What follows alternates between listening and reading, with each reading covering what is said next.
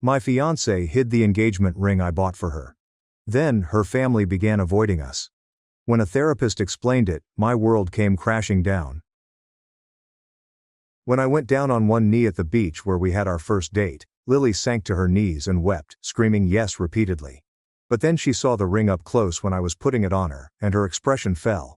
She still allowed me to place it on her finger, but her hand was shaking and she kept gazing at it, as if she couldn't believe what she was seeing. Instead of enjoying the ring, she kept her ring hand hidden in her lap while driving home. When I inquired if she liked it, she said, "I just can't believe you picked this," in a very empty voice. I assumed she was simply overwhelmed by the proposal, but when we arrived home, she immediately removed the ring and placed it in the box, claiming she did not want to ruin it. We almost got into an argument about it, because she almost forgot to put it back on the next morning. We went to brunch with our parents, and her mom saw it. She literally gasped. Her father did not even appear thrilled or congratulate me. Instead, he inquired whether I was making a statement. When I answered no, I just thought it was wonderful.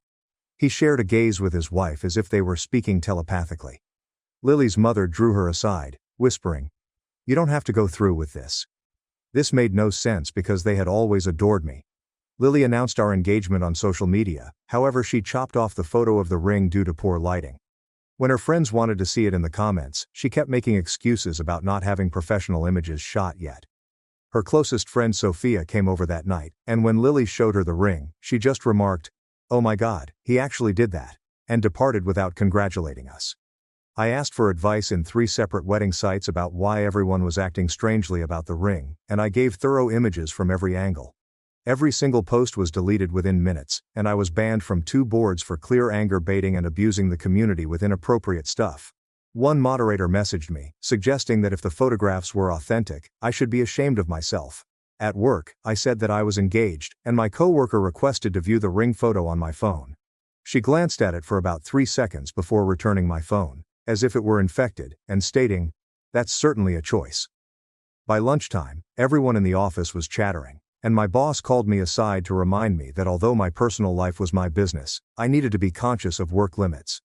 I returned to the jeweler, thinking there could be something amiss. The jeweler recognized me and assured me that he stood by his work, and the ring was precisely what I had asked for, made of authentic materials and professional craftsmanship. When I inquired whether other customers had troubles with comparable designs, he stated he'd never manufactured another ring like this before and probably wouldn't again.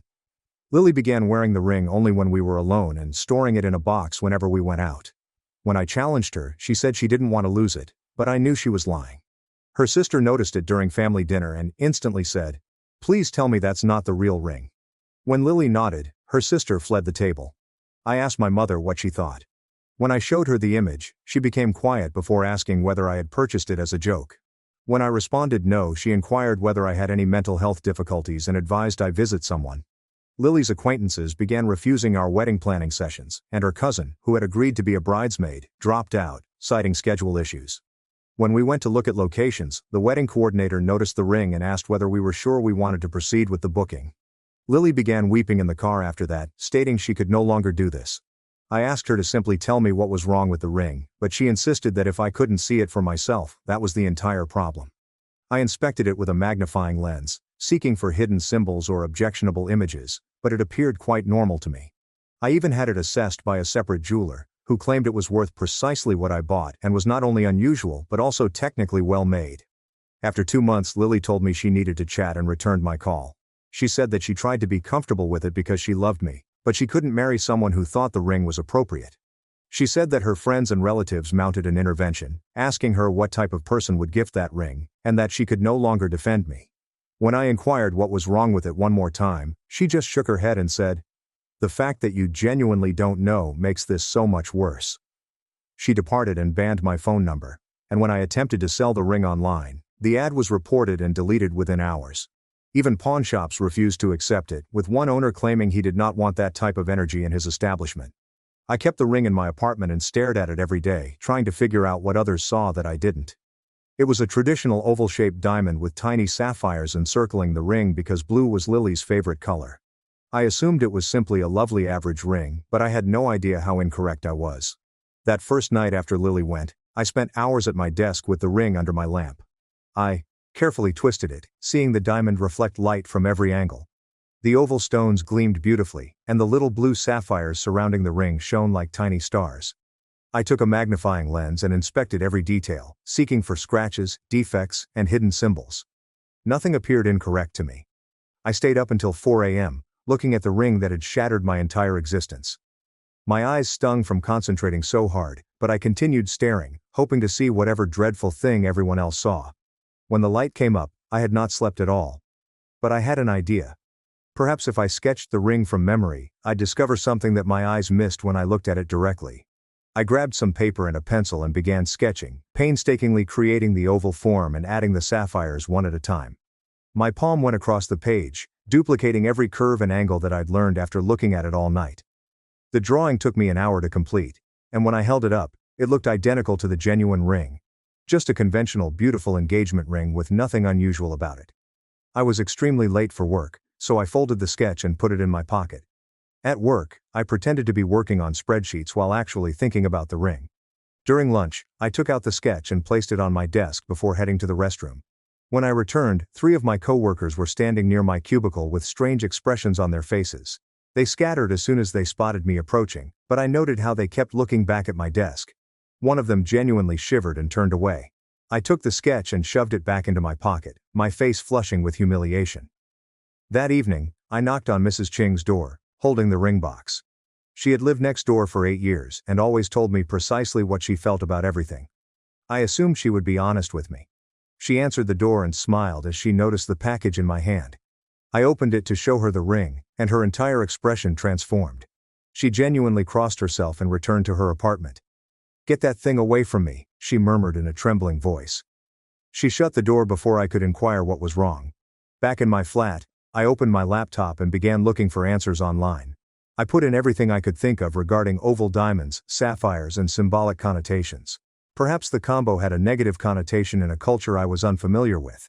I spent hours researching gemstone meanings, jewelry symbolism, and wedding traditions from throughout the world. According to what I read, oval diamonds symbolized eternal love, while sapphires represented loyalty and sincerity. Nothing explained why everyone assumed my ring was cursed or bad. The searches only brought up standard wedding websites with happy couples and lovely rings that looked quite similar to mine. Over the next 3 days, things became increasingly stranger. The Chinese delivery guy always came immediately to my door, but when I responded once while holding the ring box, he halted. Now he just put the food downstairs by the mailboxes and texted me to come grab it. The same thing occurred to my Amazon parcels and pizza delivery. It was as if word had spread that my residence was a place to avoid. A week after Lily left, I decided to take ring images to other jewelry retailers. I printed out photographs from every angle and went to 5 different stores, professing to want something similar manufactured.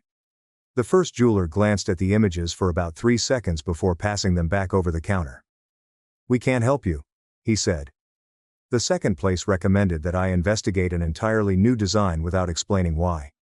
The third jeweler, an elderly woman with gray hair, gazed at me with sympathy in her eyes.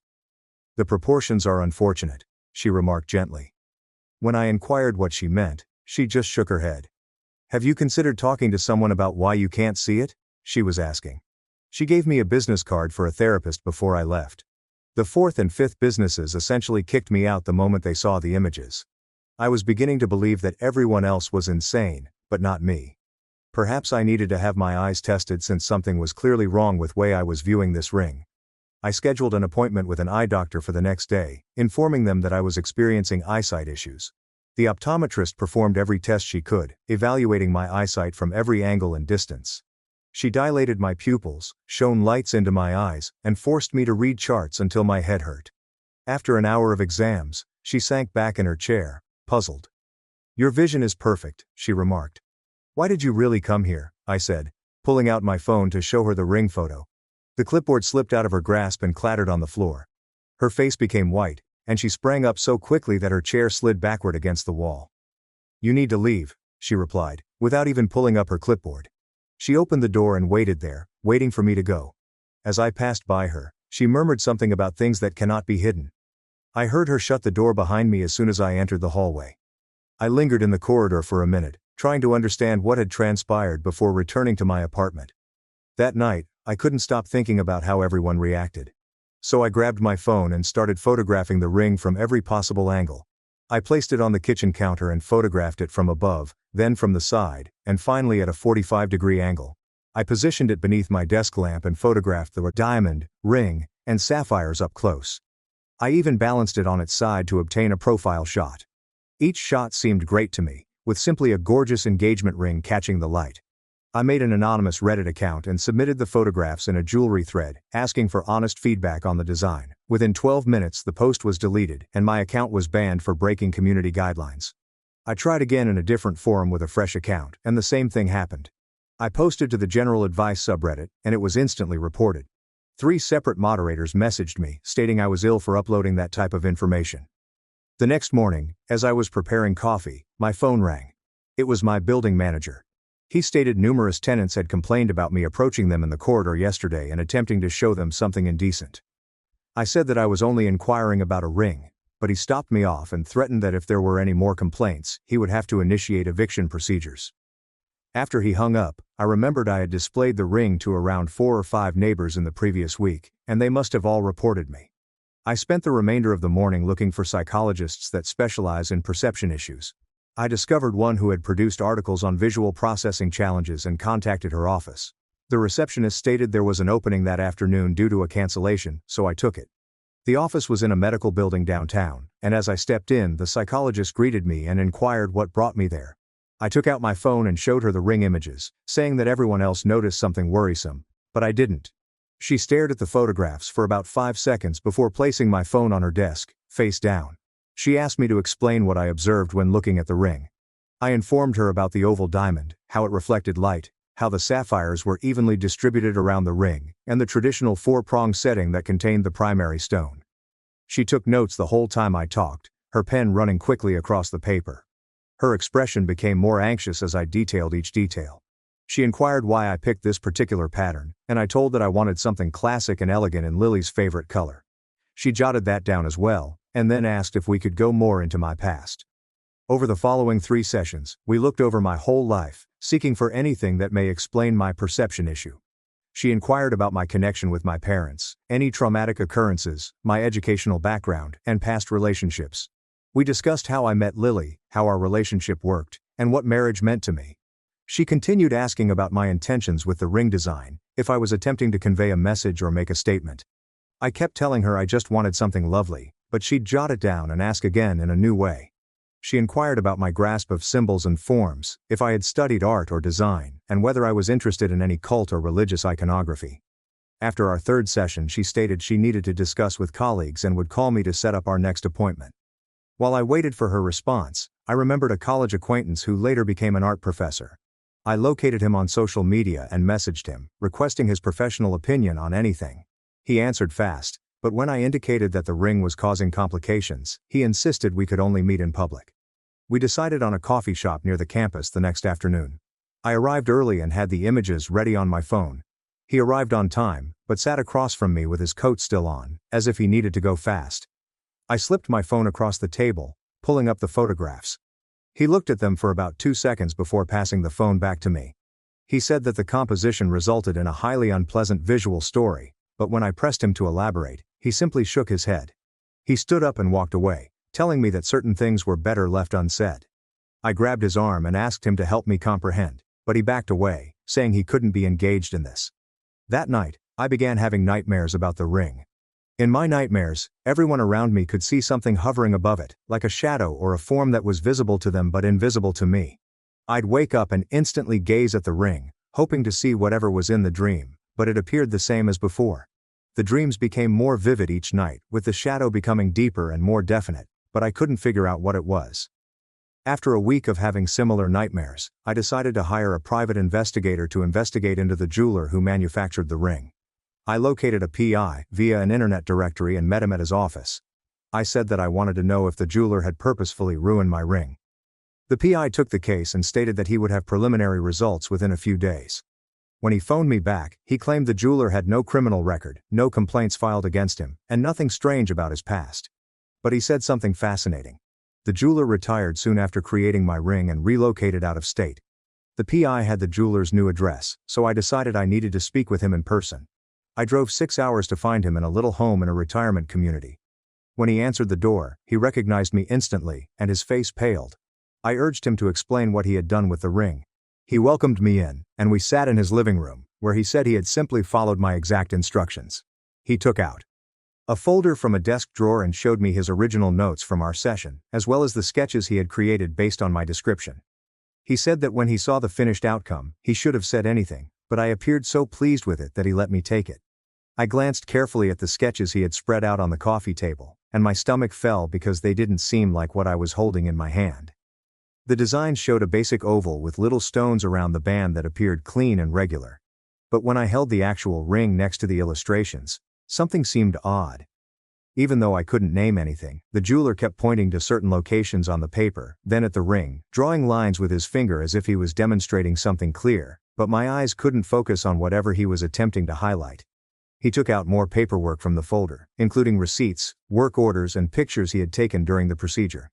And in each one, the ring appeared somewhat different, as if it was changing shape as he crafted it. I spent another hour going over everything and photographing his sketches on my phone. However, he eventually asked me to leave since his wife was becoming irritated about having me in their house.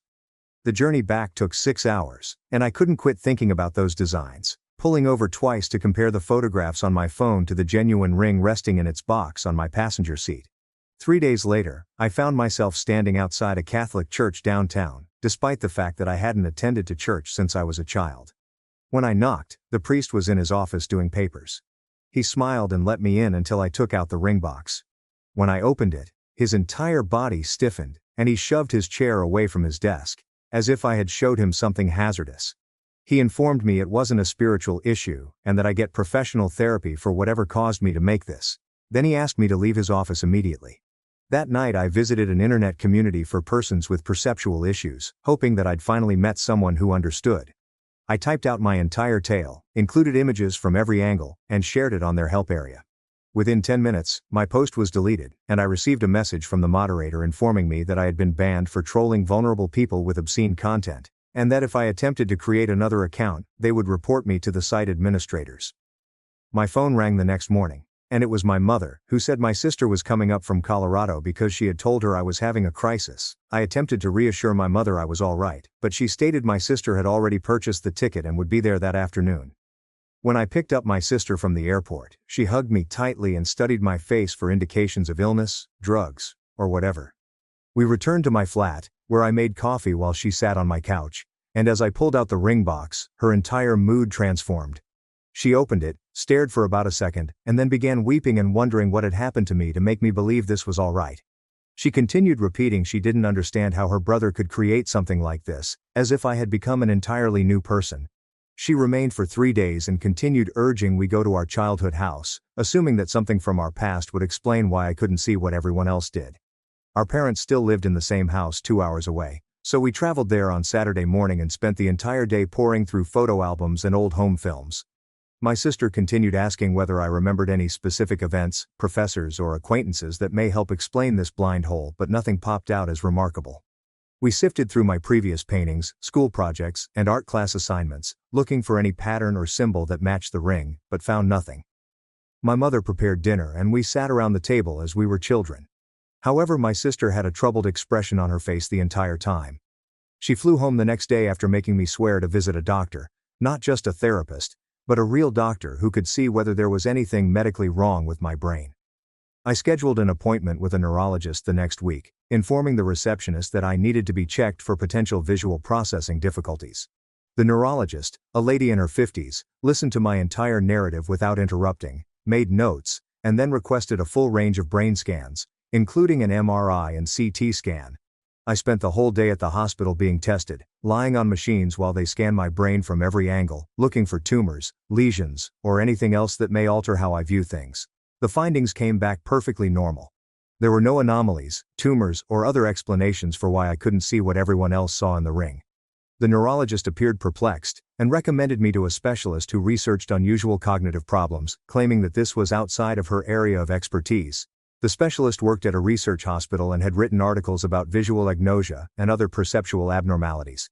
He looked at the ring images on my phone, had me perform some visual tests, and then leaned back in his chair saying he'd encountered similar situations where individuals couldn't notice certain visual patterns. He stated that it may be selective visual agnosia, in which my brain was unable to interpret the exact pattern that everyone else saw. He further stated that, while exceedingly unusual, there have been reported occurrences in medical literature dating back decades. We spent 3 hours attempting different activities to help me perceive the pattern, such as gazing at the ring through colored filters under various types of light reflected in curved mirrors, and even wearing special glasses designed to aid in visual processing. Nothing worked, and I saw the same stunning oval diamond with sapphires that I had always seen. While he was taking notes on my comments with a worried expression on his face, he suggested I join a support group for those with visual processing issues, stating it could be beneficial to chat to others who had similar illnesses. Every Tuesday night, the group convened in the basement of a community facility. About 12 people sat in a circle and spoke about living with different sorts of agnosia and visual processing issues. When it was my chance to share, I described my predicament and displayed the ring photographs on my phone. Even these people who deal with perception difficulties on a daily basis were uneasy. One woman commented that my condition was unusually serious, and the group leader advised that I would benefit from individual therapy rather than group sessions. I discovered an artist online who claimed she could create visual representations of stuff that others had difficulty comprehending. She worked from a small studio downtown, and when I phoned her she seemed apprehensive, but agreed to meet when I described my position. The studio smelled like paint and turpentine, and she had canvases heaped against the walls. I showed her the ring photographs on my phone, and she pulled back, as if I had shown her something nasty. She said she'd need $800 up front, and I couldn't watch her work or return until she finished. I handed her cash, and she took the images to study them while keeping my phone at arm's length. 3 days later, she called to say the painting was ready, but I had to come alone to have it wrapped. When I arrived at her studio, she had already wrapped the artwork in thick brown paper, with tape around the borders. She delivered it to me hurriedly, as if it were burning, and warned me not to open it in public or near other people. She appeared exhausted, and her hands shook slightly as she handed me the gift. I inquired if she was okay, and she just answered that some subjects were more difficult to paint than others and virtually shoved me out the door. Back in my flat, I sat on my couch, gently removing the tape and unwrapping the brown paper. The art depicted a ring on a dark backdrop, which looked just like what I'd always seen. The oval diamond reflected the light brilliantly, and the little blue sapphires glittered around the ring, just as in real life. I gazed at it for an hour, hoping to see anything new, but it was simply a lovely painting of a gorgeous ring. I wondered whether she had duped me and simply painted what any other individual would paint when asked to paint a ring. My sister was 3 states away, so I contacted her and showed her the painting using video chat on my laptop. She screamed so loudly that I assumed something was wrong with her and asked why I would have anything like that drawn. I informed her that the artist was intended to show me what everyone else saw, and she claimed the artist had portrayed it precisely. But when I looked at the artwork again, it was still the same ordinary ring I had always seen. She requested me to put it away because she couldn't bear looking at it, even on the computer screen. After she hung up, I started creating a spreadsheet on my laptop to record every single reaction I received from the ring. I documented their names, ages, genders, occupations, cultural backgrounds, and precise responses when they viewed it. My coworker was 25, female, and white, and she had stated that it was absolutely an option. The pawnshop proprietor, a man Hispanic about the age of 60, refused to take it. Lily's mother, a 52-year-old Korean woman, gasped and drew her away. After 3 hours, I got 47 responses, and everyone, regardless of age, gender, or background, had the same shocked reaction. I located contact information for researchers at a university that researched mass hysteria and shared delusions, and I sent them my spreadsheet and the ring photographs. Within hours, one researcher phoned me back, expressing how exciting this was and inviting me to their lab for testing. I spent the entire day at the university doing perceptual tests and cognitive evaluations while 3 researchers observed and made notes. They showed me the ring photographs mixed up with other jewelry photos, and I recognized them immediately as they murmured to each other. Finally, they stated that the uniformity of reactions across demographics indicated that the problem was with my perspective, rather than everyone else's. They wanted to take brain scans, but I'd already had them done and they came back normal, so they assumed this was something new to science. A week later, I received an email from a documentary director who had learned about my situation from one of the researchers. She wanted to videotape my voyage to better understand what was going on, thinking it would make an interesting documentary on perception and reality. We spoke on the phone twice, and she appeared really enthused about the proposal and stated she had funds lined up from a streaming service, but she then requested to see the ring images for her attorneys to evaluate before we signed contracts. She phoned again the next day and said her attorneys strongly advised against the idea after seeing the images, and she apologized but had to pass. I was growing desperate, so I searched up a hypnotherapist, hoping that my subconscious could see what my conscious mind couldn't. The hypnotherapist was an elderly woman with a soothing voice who claimed to have helped individuals regain suppressed memories and overcome mental blockages. During our first session, she hypnotized me and asked me to describe the ring in detail. I discussed the oval diamond, sapphires, white gold ring, and how light shone off the facets. She drew me out of hypnosis and instructed me to recount the identical event I had mentioned when awake. We attempted 3 more sessions with different ways, but nothing changed, and I was still unable to see what everyone else saw. During our last session, she sat me down and expressed concern that my mind was sheltering me from something. She stated that our brains occasionally block information that might cause significant psychological harm, and pushing someone to look past that block could be disastrous. She said that the barrier was keeping me functioning, and breaking through it may result in a mental collapse or worse. She advised me to quit forcing myself to see it and realize that my brain had a valid purpose for protecting me. But I couldn't let go. So I discovered a jeweler who specialized in remaking troublesome pieces, such as racist antique jewelry, or rings from failed marriages. She claimed she could help, but she wouldn't look at the ring personally, and would have to rely on descriptions. She proposed we melt it down totally, and start again with the gold stones, but I told her I wanted to figure out what went wrong first. She explained that in jewelry design, certain proportions and angles may produce visual effects that most people find distressing, but she'd need to research it more to provide details. She took out a paper and began sketching circles and lines while discussing the negative space between the oval and the band, resulting in what she called undesirable convergence spots.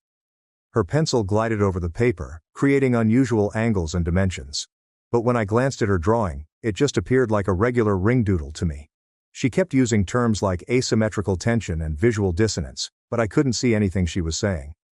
After an hour of technical terminology that made no sense to me, I departed much more perplexed than when I had come. 3 days later, I came upon an internet listing for a design session at the local art college that focused on how forms and proportions influence perception. The instructor, a lady in her 50s, wore heavy spectacles and had paint streaks on her fingers. When I showed her the ring photo before class started, she took a step back and said, "This would be perfect for demonstrating when good intentions go horribly wrong." During her presentation, she projected my ring photo, but it was so pixelated that you could barely make out the basic shape. She pointed to various portions of the fuzzy image, explaining how particular curves and angles may produce very uncomfortable visual effects.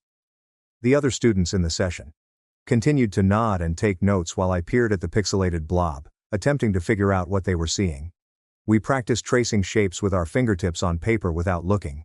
When it was my time to draw the ring's shape from memory, I used smooth curves around the oval and little circles for the sapphires. However, when my fingers moved, several individuals near me sprang up and exited the room clutching their stomachs. One woman literally gagged and dashed to the restroom. My fingertips felt simply smooth curves and conventional forms, while everyone else had bodily reactions to seeing me trace. The teacher interrupted me halfway through and said that was enough for the demonstration. Following the training, I spent weeks exploring the internet for professionals who understood visual perception issues. Most of the physicians I called indicated they couldn't assist after I disclosed the ring problem. But then I discovered a specialist 2 hours away who only worked with persons who had my form of agnosia. Her workplace was in a medical building with plenty of plants and soothing lighting. She was younger than I imagined, with wavy hair and gentle eyes. She stated that our brains may shield us from viewing things that would cause serious psychological discomfort. She said that the protective system was keeping me functioning, and that breaking through it needed to be done cautiously. We began with a groundbreaking approach she created that blended progressive exposure treatment with guided visualization. We started with simple forms like triangles and squares on cards. She'd ask me to look at them as she described what she saw, and I'd attempt to see it myself. We spent hours looking at simple geometric designs while she discussed angles and proportions. Then we progressed to more intricate designs using overlapping forms and curving lines. After 3 weeks of these workouts, she told us we were ready to tackle the actual ring. I brought it in its original box, covered in a towel, since she indicated she wanted to psychologically prepare before gazing at it. She had me hold the ring while she sat across from me and described each part in detail. She discussed the oval's particular proportions and how the sapphires formed a pattern around it. For a brief moment, I thought I noticed a movement in the pattern, as if the stones were moving or the oval was changing shape. Then it vanished and the ring appeared normal again. We continued having sessions twice a week for another month. She would ask me to look at the ring from various angles as she recounted what she saw. I began to realize that the proportions were somewhat incorrect. The oval was not as perfect as I had previously assumed. The sapphires on the ring formed a strange pattern that my eyes wanted to skim over. During one session, she pulled out a curved mirror similar to those used in parking garages. She asked me to hold up the ring and look at its reflection in the curved surface. The distortion caused by the mirror altered the appearance of the forms. For a little moment I saw it clearly. The oval and sapphires combined created something that made my stomach spin painfully. It was similar to optical illusions in which you suddenly glimpse a hidden image, only that this hidden image was something really wrong. The vision vanished as fast as it emerged, but I knew it was there. I couldn't get away from the notion that something dreadful was lurking in the design, even if I couldn't recall the picture. My hands were shaking, so I had to set the ring down. The doctor stated this was improvement, but we should be careful not to push too hard. Over the next several meetings we discussed coping techniques for living with this knowing. She made me realize that my brain's protective mechanism was probably stopping me from having a total collapse. She said, "Some people's minds create these blocks to maintain basic functioning when faced with something too disturbing to process." We practiced breathing exercises and grounding techniques for when I felt overwhelmed by the knowledge that something was wrong, even without seeing it fully. She advised me to keep the ring hidden, and try not to think about it too much. But I couldn't stop wondering what everyone else saw so plainly, that my brain refused to let me see. I contacted around to locate someone who could thoroughly destroy the ring. Most jewelers wanted to melt it down for the gold stones, but I desired it gone completely. Finally, I met a person downtown who worked with industrial equipment and agreed to do it. When I brought the ring in, he immediately put on large welding goggles and hefty work gloves. He began by crushing the pieces with a machine before melting them with a torch that burned much hotter than regular jewelry equipment. The entire process took less than 10 minutes, and when it was finished, there was nothing left but slag, which he scooped into a hazardous waste container. Walking out of that shop, I felt my shoulders relax, and realized I'd been holding them tight for months. My entire body felt lighter, as if I had been carrying something heavy without realizing it. Over the next 2 weeks, individuals resumed their customary behavior around me. My sister came over and remarked I looked better than I had in months, and my skin had more color. At work, folks stopped avoiding me in the halls and began engaging me in lunch arrangements again. The difference was so clear that I knew the ring was impacting everything, even though it was just sitting in my apartment. I debated whether to approach Lily and eventually decided to write her a letter. Her sister consented to pass it forward, but made it obvious that Lily might not read it. I kept the letter short and did not want anything in return. I just said that I realized there was something seriously wrong with the ring, even though I couldn't completely see what it was. I apologized for putting her through that, and I understood why she needed to go. Her sister texted me a week later saying Lily had read it and appreciated my acknowledgement of the situation. That was all, yet it seemed like a closure. I continued to attend to therapy twice a week to try to figure out what had occurred. We went through several stages in my life where I missed clear social clues or simply misinterpreted events. I had a tendency to miss things that everyone else did. My therapist assisted me in developing skills for seeking advice from others before making major decisions. She taught me to search for and trust consensus, even if I couldn't see why. After 6 months, my mental state had improved significantly. I had come to realize that my perception differed from most people's in some basic sense. Rather of battling it or forcing myself to see what others did, I learned to work around it. When several individuals agreed that something was wrong, I trusted them while not knowing why. This method helped me avoid difficulties that I might have overlooked on my own. I began helping at a support group for persons with various perceptual impairments. Some were face-blind, some couldn't understand certain visual patterns, and a few had issues identical to mine. Sharing my tale made them feel less lonely and insane. They helped me learn that having a different perspective on the world was not always negative, it was just different. We had to be more cautious and rely on others, but we were still able to live normal lives. After 8 months, I felt ready to start dating again. I was open about my perception concerns without delving into the entire ring tale.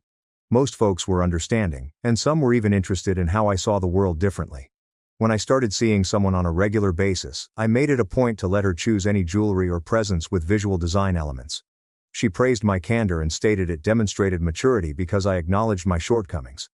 We took things slowly, and I was continually checking in with her friends and family to ensure I wasn't overlooking any red signs. Looking back, the entire ring episode taught me more about myself than years of regular living could have. I discovered that our brains occasionally prevent us from perceiving certain things, and that protection may be what keeps us functional. I learned to trust people when everyone sees something I don't. Most significantly, I learned that being different does not imply being incorrect. It just means I need to be more cautious and modest about my limitations. The ring is no longer with me, but the lessons it taught me will last a lifetime. That was a really enjoyable ride.